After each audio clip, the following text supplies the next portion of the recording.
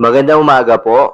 Narito na po ang magiging lagay ng panahon ngayong araw ng Linggo, September 8, 2024. At dalawang low pressure area binabantayan ngayon sa labas ng Philippine Area of Responsibility.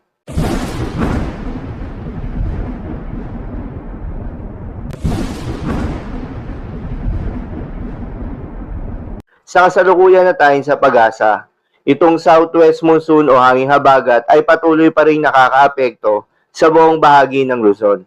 Kaya naman nasaan pa rin yung maulap na kalangitan na may kalat-kalat na mga pagulan at thunderstorms. Habang sa nalalabing bahagi ng ating bansa ay asahan naman yung generally fair weather condition lalo na sa umaga hanggang sa tanghali.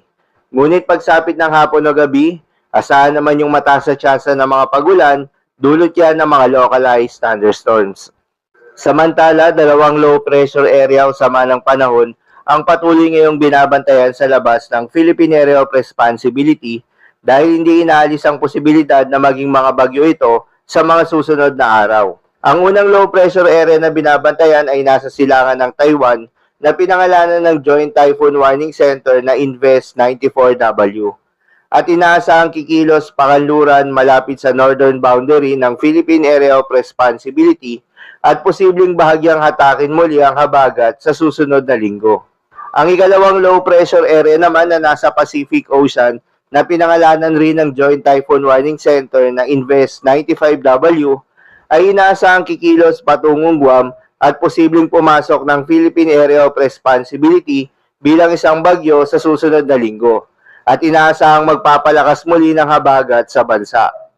Patuloy na binabantayan ng dalawang nasabing sama ng panahon sa mga susunod na araw. Ngunit paalala lamang po na ang mga nasabing forecast ay posible pa pong magbago. Kaya naman patuloy lamang magantabay sa mga update na ating ilalabas at ng pag-asa. Para naman sa magiging lagay ng panahon ngayong araw ng linggo, dahil pa rin sa epekto nitong southwest monsoon, asahan sa Ilocos Norte, Ilocos Sur, Batanes at Babuyan Islands ang maulap na kalangitan na may kalat-kalat na mga pagulan at thunderstorms. Posible ang mga pagbaha o pagguho ng lupa dahil sa katamtaman hanggang sa kung minsan ay malakas na pagulan. Habang sa Metro Manila at nalalabing bahagi pa ng Luzon, ay asahan naman yung bahagyang maulap hanggang sa maulap na kalangitan na may kalat-kalat na mga pagulan o thunderstorms. Dulot pa rin yan ng southwest monsoon. Posible rin ang mga pagbaha o pagguho ng lupa during severe thunderstorms. Habang sa nalalabing bahagi naman ng ating bansa, ay asahan rin yung bahagyang maulap hanggang sa maulap na kalangitan na may kalat-kalat na mga pagulan o thunderstorms. Dulot naman yan ng mga localized thunderstorms.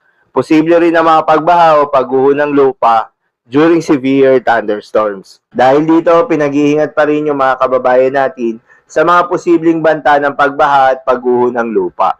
Para naman sa magiging lagay ng mga dagat baybayin, ayon sa pag-asa ay wala nang nakataas na gale warning sa anumang seaboards ng ating bansa. Ngunit pinag-iingat pa rin yung mga kababayan nating mangingisda at yung may mga maliliit na sasakyang pandagat na papalaot dahil inaasahan pa rin yung slight to moderate na mga pag-alon. So yun lamang po para sa lagay ng panahon ngayong araw ng linggo. Keep safe everyone.